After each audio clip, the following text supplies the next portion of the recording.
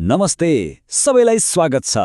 आज हामी एउटा यस्तो विषयमा कुरा गर्दैछौँ जुन शिक्षक, प्रशिक्षक वा जो केही सिक्न वा सिकाउन चाहन्छ सबैका लागि एकदमै महत्त्वपूर्ण छ। त्यो हो प्रभावकारी सिकाइ अनुभव। आखिर कसरी बनाउने त? कहिले सोच्नु भएको छ किन केही क्लासहरू वा ट्रेनिङहरू यति रमाइला हुन्छन् कि जिन्दगीभरि याद रहन्छन् अनि केही चाहिँ सुरु नहुँदैदेखि झ्याउ लाग्न थाल्छ? यो त हामी सबैले भोगेको कुरा हो, होइन त? हो, आजको हाम्रो यो विश्लेषणले यही समस्याको समाधान खोज्नेछ। यो समस्याको समाधान सायद दुईवटा एकदमै शक्तिशाली शैक्षिक डिजाइन सिद्धान्तहरूमा लुकेको छ। एउटा हो ब्लुमको वर्गीकरण अर्थात् ब्लुम्स ट्याक्सोनोमी र अर्को हो मेरिलका सिद्धान्तहरू अर्थात् मेरिल्स प्रिन्सिपल्स। अब सुन्दा त यिनीहरू एकअर्काको प्रतिस्पर्धी जस्तो लाग्न सक्छ, तर वास्तवमा त्यस्तो होइन है। यिनीहरू त एकअर्काका पूरक हुन्। आउनुहोस् मिलेर बुझौँ कसरी। ल, आज हामी के कुरा गर्छौँ सर्र हेरौँ है त। हामी सिकाइ डिजाइनको चुनौतीबाट सुरु गर्नेछौँ, त्यसपछि ब्लुम र मेरिलका सिद्धान्तहरूलाई एक एक गरेर बुझ्नेछौँ र अन्त्यमा यिनीहरूलाई एकै ठाउँमा ल्याएर एउटा शक्तिशाली सिकाइ अनुभव कसरी बनाउन सकिन्छ भनेर हेर्नेछौँ। त्यसो भए सुरु गरिहालौँ हाम्रो पहिलो खण्डबाट, सिकाइ डिजाइनको पहेँली। फेरि पनि प्रश्न उही छ, कसरी यस्तो सिकाइ अनुभव तयार पार्ने जुन साँच्चै प्रभावकारी होस् र सधैँको लागि याद रहोस्। अब हाम्रो पहिलो फ्रेमवर्क ब्लुमको वर्गीकरणतर्फ लागौँ। यसलाई यसरी सोच्नुस् न, यो भनेको सिकाइको गन्तव्यको लागि बनाइएको एउटा ब्लुप्रिन्ट वा खाका जस्तै हो। यसले हामीले खासमा पुग्न खोजेको कहाँ हो भन्ने कुरालाई छर्लङ्ग पार्छ। एकदमै सरल भाषामा भन्नुपर्दा ब्लुमको वर्गीकरण एउटा तह-तहको संरचना हो जसले सिकाइका उद्देश्यहरूलाई विभिन्न लेभलमा बाँड्छ। जस्तै सामान्य जानकारी सम्झानेदेखि लिएर केही एकदमै नयाँ सृजना गर्ने जस्तो जटिल कामसम्म। अनि यसको मुख्य फोकस के हो त? त्यो हो सिकारुले अन्त्यमा के हासिल गर्नेछन्।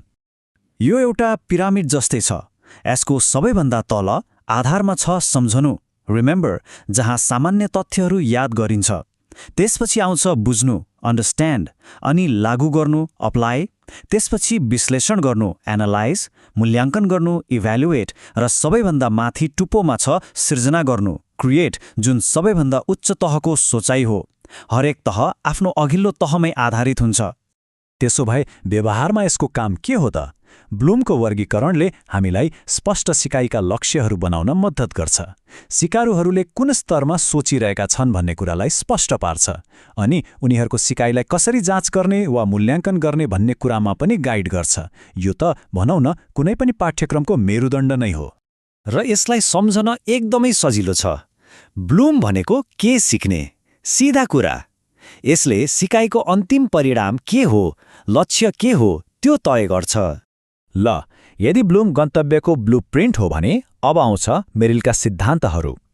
यो चाहिँ त्यो गन्तव्यसम्म पुग्ने मार्गचित्र वा रोडम्याप हो। यसले हामीलाई त्यो यात्रा कसरी पूरा गर्ने भनेर सिकाउँछ।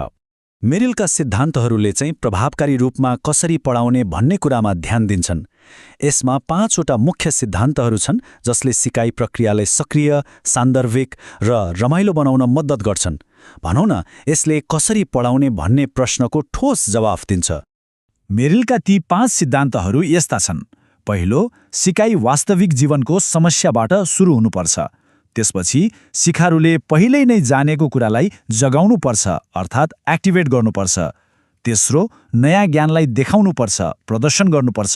अनि चौथो, सिकारुहरूले त्यसलाई प्रयोग गर्ने मौका पाउनुपर्छ। र अन्त्यमा उनीहरूले त्यो नयाँ ज्ञानलाई आफ्नो जीवनमा जोड्न सक्नुपर्छ अर्थात् इन्टिग्रेट गर्नुपर्छ। व्यवहारमा हेर्ने हो भने मेरिलका सिद्धान्तहरूले शिक्षणका चरणहरूलाई एउटा राम्रो संरचना दिन्छ, कस्तो खालको गतिविधिहरू गराउने भनेर प्रेरणा दिन्छ र समग्र पाठ्यक्रमको डिजाइनलाई नै एउटा आकार दिन्छ। सबैभन्दा ठूलो कुरा, यसले सिकाइलाई निष्क्रिय हुन दिँदैन। एक लाइनमा भन्नुपर्दा मेरिल भनेको कसरी पढाउने, यसको पूरा ध्यान सिकाइको प्रक्रिया र तरिकामा हुन्छ। यहाँसम्म आइपुग्दा ब्लुम र मेरिल अलि फरक जस्तो लाग्यो होला, तर अब हामी हेर्नेछौँ कि यिनीहरू वास्तवमा एउटै सिक्काका दुई पाटा कसरी हुन्। यो ब्लुम विरुद्ध मेरिलको कुरा होइन, बरु ब्लुम र मेरिललाई सँगै लैजाने कुरा हो। यसलाई यसरी बुझौँ न, ब्लुमले के सिक्ने भन्ने प्रश्नको जवाफ दिन्छ। यसले हाम्रो गन्तव्य तय गर्छ। अर्कोतिर मेरिलले कसरी सिक्ने भन्ने प्रश्नको जवाफ दिन्छ। यसले त्यहाँ पुग्ने बाटो देखाउँछ। सोच्नुस् त, गन्तव्य थाहा छ तर बाटो थाहा छैन भने के हुन्छ? वा बाटो थाहा छ तर कहाँ पुग्ने थाहा छैन भने के हुन्छ? त्यसैले एउटा बिना अर्को अपुरो छ। र यहाँनिर आउँछ सबैभन्दा महत्त्वपूर्ण कुरा। साँच्ची नै एउटा प्रभावकारी सिकाइ अनुभव डिजाइन गर्नका लागि यी दुवैलाई सँगै प्रयोग गर्नुपर्छ। हामीलाई एउटा स्पष्ट लक्ष्य पनि चाहियो जुन ब्लुमले दिन्छ, र त्यहाँ पुग्ने एउटा रमाइलो यात्रा पनि चाहियो जुन मेरिलले दिन्छ। अब यति सबै कुरा गरिसकेपछि हामी एउटा सरल तर एकदमै शक्तिशाली सूत्रमा आइपुगेका छौँ।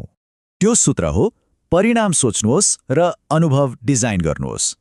परिणाम सोच्नुहोस्को मतलब हो ब्लुमको प्रयोग गरेर स्पष्ट सिकाइका लक्ष्यहरू बनाउनु। अनि अनुभव डिजाइन गर्नुहोस्को मतलब हो मेरिलका सिद्धान्तहरू प्रयोग गरेर आकर्षक र अन्तर्क्रियात्मक सिकाइ गतिविधिहरू सृजना गर्नु। जब यी दुई कुरा मिल्छन् तब मात्र सफलता हात लाग्छ।